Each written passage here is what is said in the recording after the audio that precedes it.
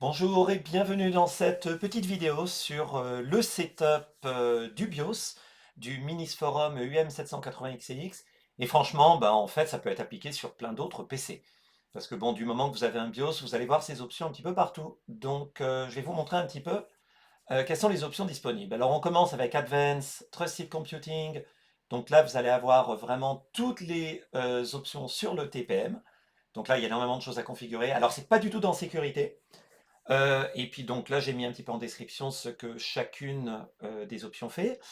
Alors, ce qui est intéressant de voir, c'est un petit peu donc les différentes options. Donc, par exemple, vous avez le Physical Presence Spec, vous avez donc le Device Select, est-ce que vous voulez utiliser un certain type de TPM ou un autre? Et puis vous avez donc les différentes options donc, pour configurer le TPM, comme vous voyez. Donc voilà, j'ai mis un petit peu les descriptions de côté, et ce sont des options de toute façon qui sont assez communes à tous les BIOS. Voilà. Donc alors, qu'est-ce qu'il y a d'autre? Donc dans le menu Advance, comme vous pouvez voir, c'est énormément sur la sécurité, surtout sur cette partie-là. Et puis vous avez aussi l'option, bien entendu, de vider le TPM, comme vous pouvez le voir ici. Après, ça c'est en termes de quel est le type d'algorithme que vous voulez utiliser donc pour stocker les clés qui sont en mode hash, hein. Voilà. Et donc ça dépend après de votre système d'exploitation en particulier. Donc là, on va revenir dans le menu Advanced. On va aller du côté donc du CPU Configuration. Donc ça, c'est un menu qui m'intéresse. C'est les options du CPU. Alors en général, j'ai pas grand-chose à changer ici.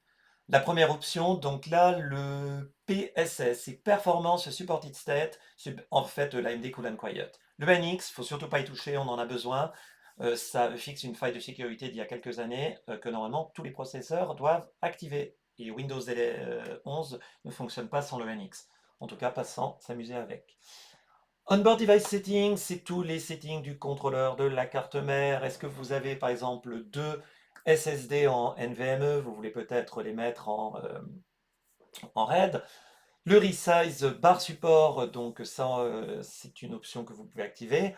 Là, c'est pareil avec le Above 4G Decoding, ça n'a rien à voir avec la 4G, c'est plutôt en termes de taille. Le RGB LED, donc, qui est dans notre appareil, comme vous pouvez voir. Donc voilà, est-ce que vous voulez l'activer ou pas? Et puis, qu'est-ce qu'il y a d'autre? Donc quand on revient dans le menu Advanced, qu'on quitte le CPU Configuration, l'Onboard Device Setting, là on peut aller dans ACPI Setting. Alors ça, c'est tout ce qui est gestion d'énergie. Est-ce que vous voulez, par exemple, que le PC puisse être réveillé à distance? Est-ce que vous voulez par contre le réveiller à une heure fixe ou alors le réveiller, je ne sais pas, après 5 minutes ou quelque chose comme ça? Vous pouvez le faire. Après, dans Advanced Hardware Monitor, il n'y a pas grand-chose, hein. C'est voilà, hein, c'est juste la température, c'est la vitesse de fonctionnement des ventilateurs. Donc là, bon, il n'y a pas grand-chose. Alors, on revient un petit peu, blablabla. Qu'est-ce qu'on a d'autre? Voilà, le Network Stack. Alors ça, c'est vraiment, si par exemple vous l'utilisez dans un mode professionnel, est-ce que vous voulez l'activer? C'est en fait, vous savez, quand vous êtes capable d'installer par exemple Windows à distance, il est stocké sur un serveur, vous pouvez l'installer. Donc là, ça active des fonctionnalités similaires au PXE.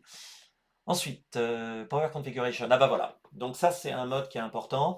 C'est est-ce que vous voulez le mode performance ou le mode balance? Ça va dépendre de ce que vous voulez faire. Si vous voulez faire du jeu, mettez-le en mode performance. Si vous utilisez votre Minisforum plutôt dans un mode serveur, vous allez choisir le mode balance. Après, la MDCPS, très important. Donc là, c'est les Custom BIOS Settings. Voilà. On a la partie CPU. Qu'est-ce que vous voulez? Qu'est-ce qui vous intéresse? Alors, le Performance Boost, c'est l'équivalent de l'Intel Turbo Boost. C'est quand vous avez en fait des fréquences de fonctionnement différentes selon les cœurs utilisés.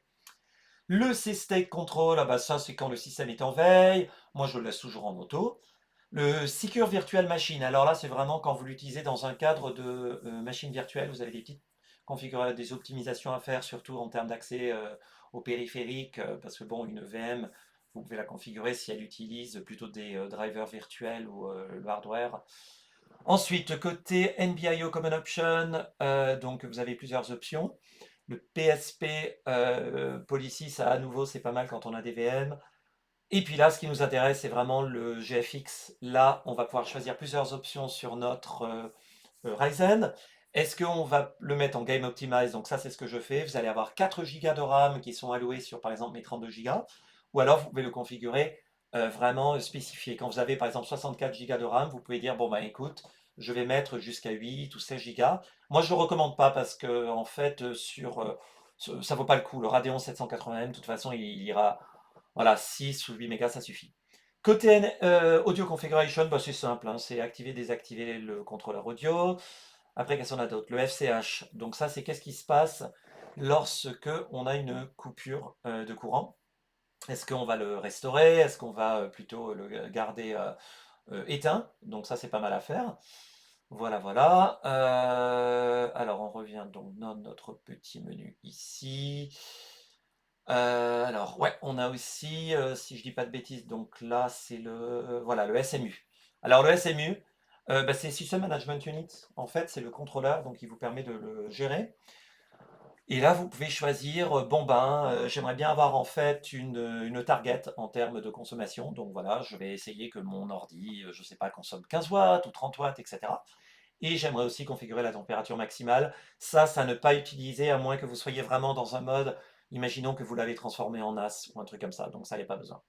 Ensuite, le Smart Shift Control, bon bah là, c'est comment répartir les ressources. Pas besoin, j'y touche pas non plus.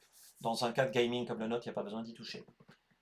Donc là, ben, je crois que c'est les menus Advanced, hein, je crois qu'on l'a vu. Maintenant, côté security, bon, ben, on a la partie, est-ce qu'on veut mettre un mot de passe dans le BIOS ou pas? Partie Secure Boot, ben, ça c'est en fait, par défaut, on l'active, hein, c'est vraiment pour s'assurer que l'OS et puis les drivers utilisés ne soient pas compromis.